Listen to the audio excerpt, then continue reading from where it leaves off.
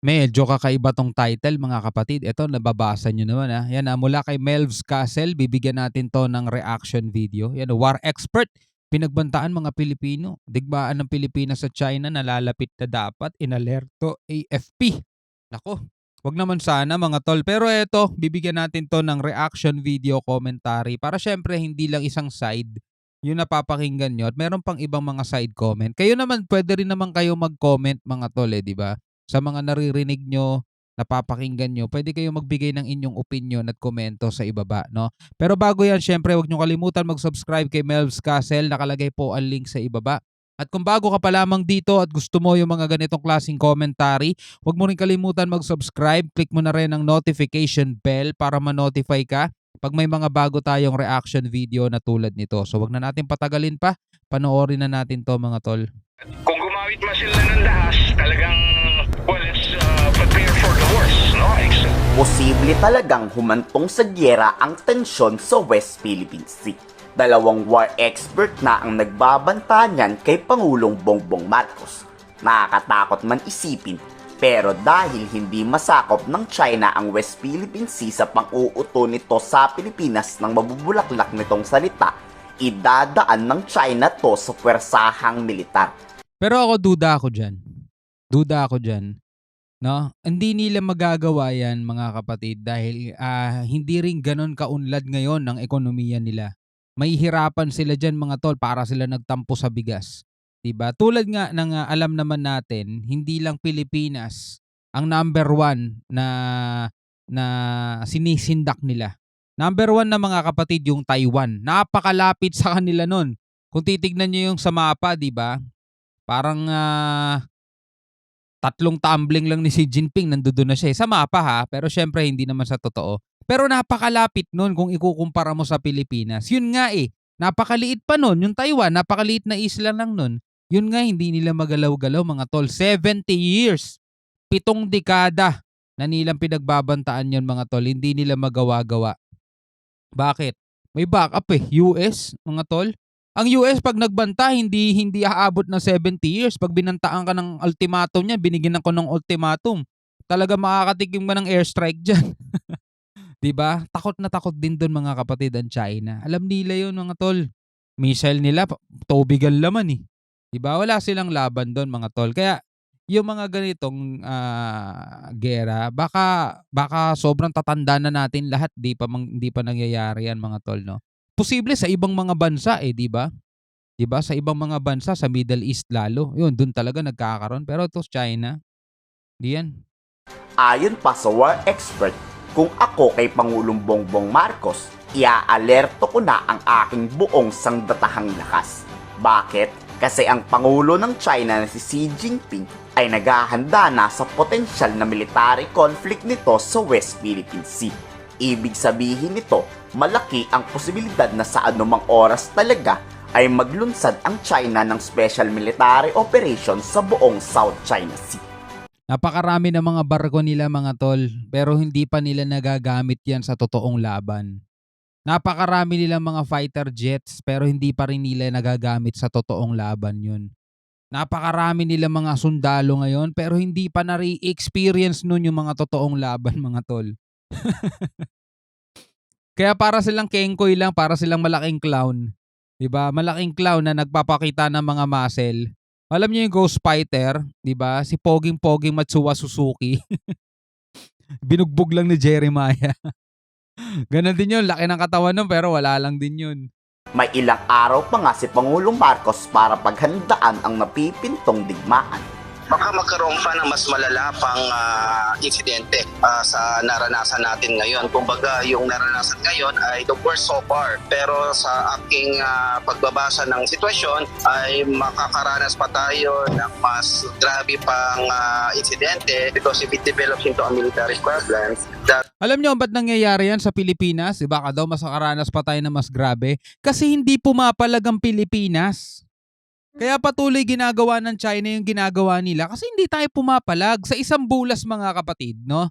Hangga't hindi pumapalag yung kanyang binabatok-batukan, babatok-batukan niya lang din yun, mas malala pa gagawin niya. 'Di ba? Tuwang-tuwa siya doon mga tol 'Di ba? Nakarinig ka na ba nagkagirian ng ano, ang China at saka Vietnam, China at saka Japan, 'di ba? Ilang beses nang pinasok ng China yung Japan, 'di ba? Anong ginagawa sa kanila ng Japan? 'Di ba? Pinapalayas lang din sila, ginigit-git sila, hindi sila pinapayagang makapasok eh. Kung ano yung ginagawa ng China sa Pilipinas, ganun ang ginagawa sa kanila ng Japan pag pumapasok sila dun sa katubigan ng Japan. Oh, nagkaroon ba ng giyera ang Japan at saka China? Hindi. Yung World War, yung WW2, ibinalik lang ng Japan sa China yung mga sinakop ng Japan sa kanila eh, 'di ba? Lakas-lakas ng Japan, oh, tingin mo sa Indonesia, 'di ba? Sa Vietnam. Walang yung Vietnam napakaraming naitayo. Biruin mo, napakaraming na-reclaim na isla sa West Philippine Sea. May ginagawa ba ang China sa Vietnam? Kahit na napakaraming isla ng Vietnam sa West Philippine Sea, wala. Hindi nila kaya eh. Kasi hindi yun nagpapabuli, hindi nagpapabuli yung katulad sa Pilipinas. 'Di ba? Kaya tingnan nyo, walang tensyon sa pagitan ng Vietnam at saka China. Kahit na ang dami napakaraming nakuhang isla ng Vietnam. Samantalang sa Pilipinas, naglalayag lang, magpapadala lang ng resupply mission, hinaharang na nila. Kasi pumapayag ang Pilipinas na ganun-ganunin lang tayo. 'Di ba? Kaya talaga makakatikim tayo ng mga ganyang mga hangga't di tayo pumapalag, mga tol. Ang iniisip kasi natin, baka mag-escalate ang tensyon, baka tumaas pa tensyon. Bakit sa ibang bansang pumalag? Hindi naman tumaas ang tensyon, 'di ba? Tingnan mo sa Taiwan, pumasok yung mga Chinese na fishermen, hinabol nung Taiwan Coast Guard. Sobrang takot, nalunod pa yung dalawa. Tumaas ba tensyon? 'Di ba? Wala namang masyadong balita, mas nababalitaan pa nga natin yung dito sa Pilipinas eh.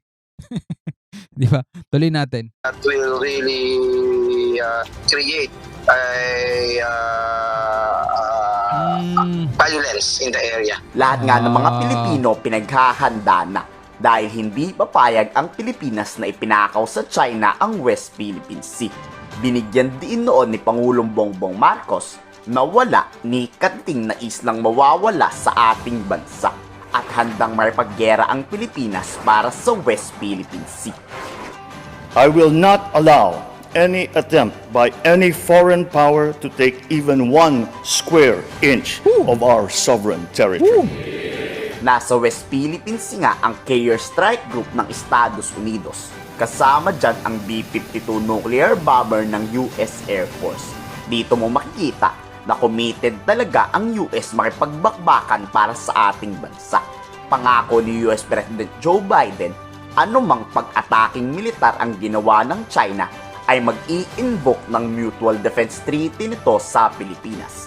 Ibig sabihin nito ay malaking giyera talaga pag nagkataon sa West Philippine Sea. I want to be clear.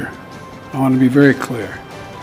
Any attack on the Filipino aircraft vessels or armed forces will invoke our Mutual Defense Treaty with the Philippines. Napipiko na nga ang China sa puwersa ng mga Amerikano. Ayon pa sa pinakamataos na opisyal ng Chinese Foreign Ministry, wag nang subukin ng mga Amerikanong manghimasok sa nagpipintong digmaan dahil sasaktan lang ng Estados Unidos ang sarili nito. Hindi daw magdadalawang isip ang China na gumamit ng military force laban sa US. Kala mo talaga nakakatakot eh. Yan ay makikigulo ang US sa pananakop nito sa West Philippine Sea.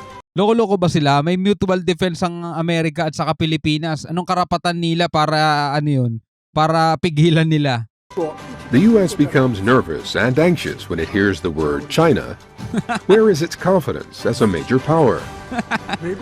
The challenges the Ito, delusional din ng mamang tayo. U.S. is facing are not China, but the U.S. itself. If the U.S. sticks to suppressing China, it will hurt itself as a result. We cannot condone the misuse of our goodwill or the distortion of maritime law.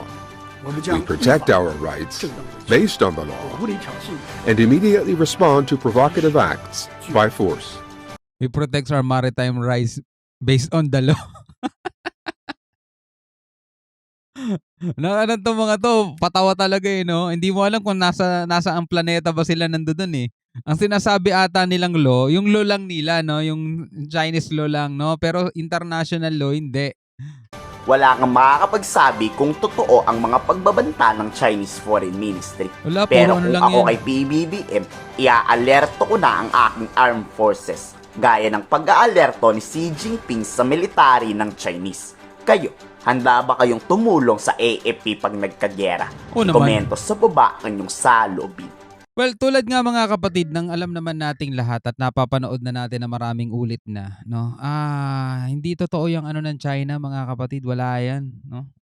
Puro ganun lang yung mga yan, puro ganun lang yan, puro muscle flexing lang yung mga yan, puro magaling lang talaga silang manindak, no? Pinapakita nila, laki-laki namin, napakarami namin puwersa. Oh.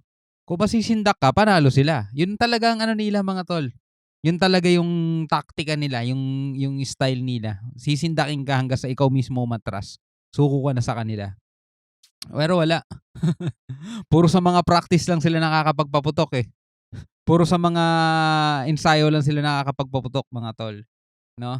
Alright, so ikaw bilang isang Pilipino, ano masasabi mo rito? Comment ka na lang sa baba. Hanggang sa muli, ako nga pala si Shobaldi. Peace out.